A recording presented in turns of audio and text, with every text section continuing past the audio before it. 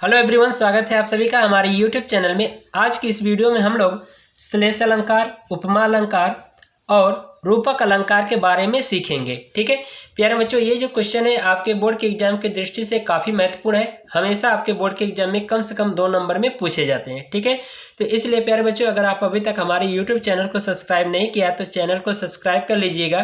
Video अंत तक देखिए, वीडियो पसंद आती है तो वीडियो को लाइक और शेयर जरूर करिएगा। ठीक है, तो चलो बिना किसी देरी के आज की वीडियो शुरू करते हैं। ठीक है, तो प्यारे बच्चों, सबसे पहले हम लोग यहाँ पर समझेंगे श्लेष अलंकार। ठीक है, श्लेष अलंकार क्या होता है। ठीक है, तो मैंने यहाँ पर परिभाषा लिखा है कि जब किसी शब्द का प्रयोग एक ही बार किया जाता है लेकिन उसका कई अर्थ होता है तो वहां पर श्लेष अलंकार होता है। ठीक है, यानी बात समझ में आई कि यानी कि ऐसा शब्द जिसका प्रयोग एक ही बार हो लेकिन उसका अर्थ क्या हो, अलग अलग हो, तो वहां पर क्या होता है, श्लेष अलंकार होता है।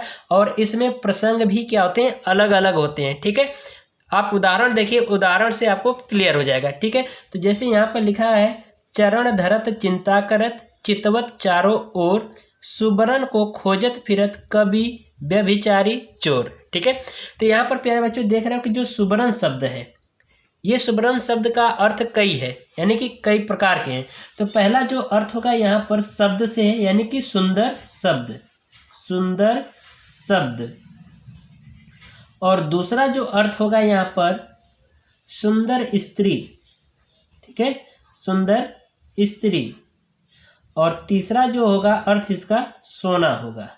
ठीक है, तो यहाँ पर आप देख सकते हो, सुबरन को खोजत फिरत कवि व्यभिचारी चोर, यानी कि यहाँ पर देख रहे हो कवि के लिए यहाँ पर सुबरन शब्द किसके लिए होगा, सुंदर शब्द के लिए। यानी कि जो कवि है जब कविता लिखता है तो वहाँ पर क्या करता है, सुंदर सुंदर शब्द खोजता है। तो यहाँ पर क्या हो जाएगा, सुबरन को खोजत फिरत कवि व्यभिचारी चोर, यानी कि जो कवि है वह सुंदर शब्दों को खोजता है। ठीक है, अब व्यभिचारी के लिए क्या होगा, सुबरन को खोजत फिरत व्यभिचारी। तो जो व्यभिचारी का मतलब होता है दुराचारी व्यक्ति, यानी कि बुरे किस्म का व्यक्ति। ठीक है, तो जो बुरे किस्म के व्यक्ति होते हैं यानी जो दुराचारी लोग होते हैं वो क्या खोजते हैं, सुंदर स्त्री खोजते हैं। ठीक है, तो यहाँ पर व्यभिचारी के लिए ये शब्द हो जाएगा, सुबरन को खोजत फिरत व्यभिचारी।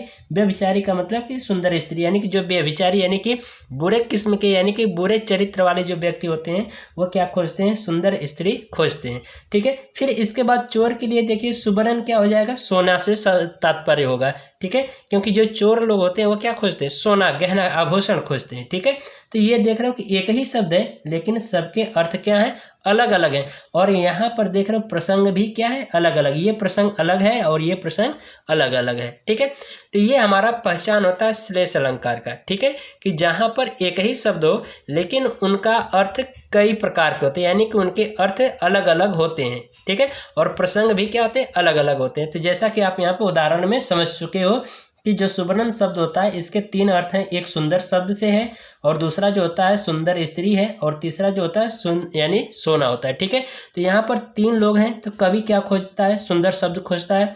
और व्यभिचारी यानी कि जो बुरे किस्म के होते हैं, यानी कि जो गलत विचार के जो लोग होते हैं वो क्या खोजते हैं, सुंदर स्त्री खोजते हैं। और जो चोर लोग होते हैं वो क्या खोजते हैं, सोना खोजते हैं। ठीक है, तो आशा करते हैं सभी को ये अच्छे तरीके से समझ में आया होगा। ठीक है, अब हम लोग अगला अलंकार देखेंगे, उपमा अलंकार। ठीक है, तो प्यारे बच्चों, उपमा अलंकार में क्या होता है कि इसमें किसी एक वस्तु की तुलना दूसरी वस्तु के साथ की जाती है। यानी कि कोई एक वस्तु है, उस वस्तु की तुलना क्या होती है, किसी दूसरी वस्तु के साथ की जाती है, तो वहां पर क्या होता है, उपमा अलंकार होता है। ठीक है, तो जैसा कि मैंने यहाँ पे परिभाषा लिखा है कि जिस काव्य में किसी एक वस्तु की तुलना किसी दूसरी प्रसिद्ध वस्तु के रंग रूप गुण धर्म या आकार से किया जाए तो उसे उपमा अलंकार कहते हैं। बात समझ में आई। आप सीधी सीधी एक छोटी सी परिभाषा लिख सकते हो कि किसी एक वस्तु की तुलना किसी दूसरी वस्तु के साथ की जाए तो वहां पर उपमा अलंकार होता है। ठीक है, या एक और परिभाषा लिख सकते हो कि जहां पर उपमेय की तुलना उपमान के साथ किया जाए तो वहां पर उपमा अलंकार होता है। ये तीनों परिभाषाएं आप लिख सकते हो। दोनों परिभाषाएं फिर से समझ लीजिए, एक परिभाषा यहाँ पर है, एक जो मैंने 2 बताए उसको फिर से समझ लीजिए कि जब किसी एक वस्तु की तुलना किसी दूसरी वस्तु के साथ की जाती है तो वहां पर उपमा अलंकार होता है। ठीक है, तीसरी परिभाषा समझिए कि जहां पर उपमेय की तुलना उपमान के साथ किया जाए तो वहाँ पर उपमा अलंकार होता है। ठीक है, अब ये उपमेय और उपमान क्या होता है दोनों को समझ लीजिए। ठीक है, तो मैंने यहाँ पर उपमेय और उपमान को लिख दिया है, दोनों का मतलब क्या होता है इसको आप अलग अलग समझ लीजिए। ठीक है, तो उपमेय का मतलब होता है जिसकी तुलना की जाए, जिसकी तुलना की जाए।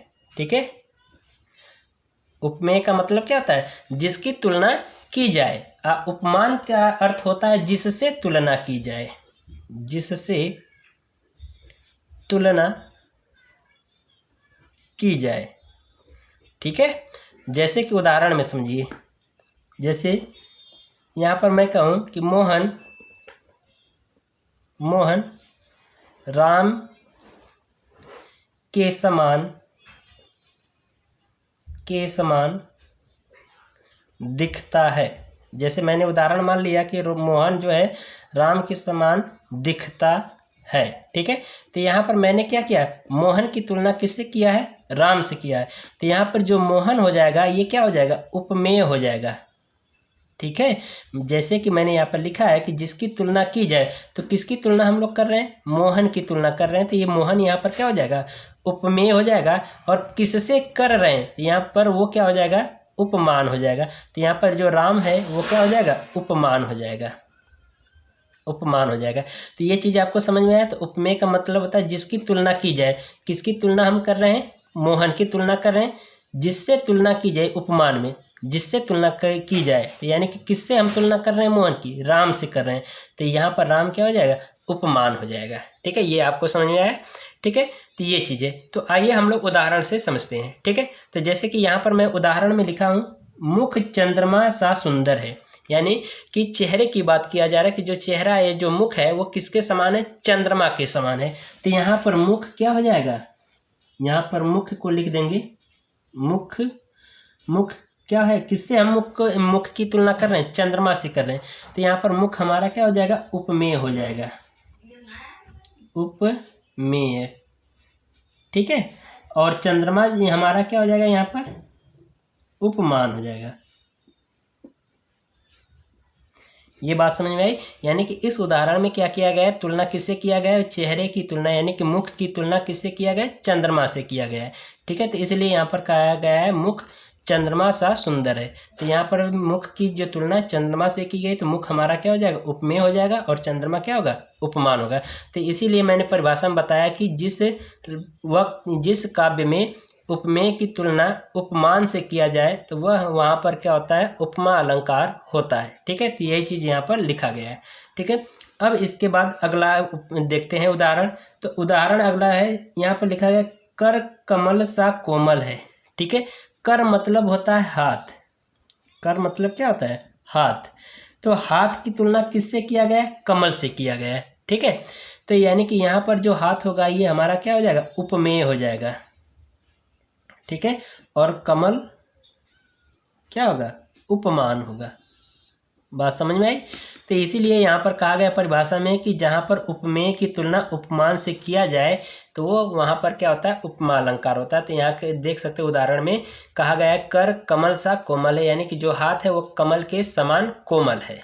ठीक है, चलिए अब हम लोग अगला अलंकार देखते हैं। अगला अलंकार हेडिंग डाला मैंने रूपक अलंकार। ठीक है, रूपक अलंकार प्यारे बच्चों ज़्यादा नहीं, बिल्कुल उपमा अलंकार के समान ही है, बस थोड़ा सा डिफरेंस है। यहाँ पर उपमा अलंकार में उपमेय और उपमान क्या है, अलग अलग है, लेकिन रूपक अलंकार में उपमेय और उपमान को एक ही रूप माना गया, यानी कि एक ही मान लिया गया है। ठीक है, तो जैसा कि यहाँ पे परिभाषा में देख सकते हो लिखा गया है, रूपक अलंकार में जहाँ उपमेय या उपमान को एक रूप मान लिया जाता है वहाँ रूपक अलंकार होता है। बात समझ में आई कि यानी कि उपमा अलंकार और रूपक अलंकार दोनों सेम होते हैं, बस उपमा अलंकार में क्या होता है, उपमेय और उपमान दोनों क्या होते हैं, अलग अलग होते हैं, लेकिन रूपक अलंकार में उपमेय और उपमान दोनों को क्या किया गया, एक ही मान लिया गया है। ठीक है, बस यही दोनों में डिफरेंस है। तो यहाँ पर परिभाषा में लिखा गया है, जहाँ उपमेय या उपमान को एक रूप मान लिया जाता है वहाँ रूपक अलंकार होता है। जैसा कि यहाँ पे आप उदाहरण देख सकते हैं कि यहाँ पर मैंने उदाहरण लिया है। ठीक है, उदाहरण आप देखिए पूरा क्लियर हो जाएगा। ठीक है, तो यहाँ पर लिखा गया है, चरण कमल बंदव हरिराई। चरण मतलब होता है जिसकी चरण यानी कि पैर किसके समान, कमल के समान हरिराई मतलब होता है भगवान, यानी कि ऐसे ईश्वर या ऐसे भगवान जिनके पैर या जिनकी चरण किसके समान है, कमल के समान है। तो यहाँ पर देख रहे हो कि यहाँ पर उपमेय और उपमान दोनों को क्या किया गया है, एक ही मान लिया गया है। तो इसलिए यह इसमें इस पंक्ति में क्या होगा, रूपक अलंकार होगा, जहाँ पर उपमेय और उपमान को दोनों को एक मान लिया गया है। ठीक है, तो इसलिए यहाँ पर लिखा गया चरण कमल बंदव हरिराई, यानी कि ऐसे ईश्वर की हम वंदना बार बार करेंगे जिसके चरण क्या कमल के समान है। ठीक है, फिर इसके बाद दूसरा उदाहरण देखिए, लिखा गया पायो जी मैंने राम रतन धन पायो, यानी कि मैंने पा लिया है राम नाम का रत्न। ठीक है, तो ये चीज़ है। तो यहाँ पे देखो राम नाम का जो तुलना है किससे किया गया है, रत्न से किया गया है, यानी कि गहनों से, यानी कि सोने से या आभूषण से किया गया है।